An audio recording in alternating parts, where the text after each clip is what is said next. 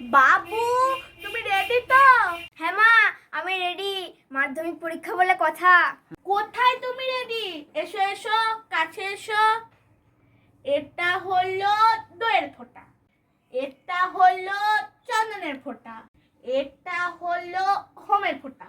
মা, আমি পরীক্ষা দিতে যাচ্ছি, যাত্রাপালা করতে যাইনি। সেটা বললে হবে? জীবনের প্রথম মাধ্যমিক পরীক্ষা। আমাদের বেলায় বাবা এসব থাকে না। মনসাতলে একটা গট ঠুকে ছেলে পরীক্ষা দিতে চলে গেছে। এখন দেখো মা চন্দনের বাটি নিয়ে পিছু পিছু ছুটছে। এটা হলো গ্লুকোজ।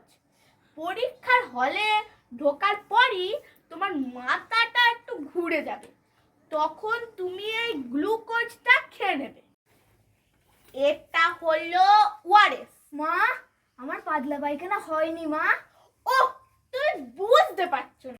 প্রশ্নপত্র দেখার পর তোমার পেটটা একটু গুলিয়ে উঠবে, তখন তুমি এই ওআরএসটা খেয়ে নেবে। এটা হলো মা, তুমি আবার ঝাঁপিটা থেকে কি বার করছো মা? ও, তুমি বুঝতে পারছো না। এটা হলো কোল্ড কফি।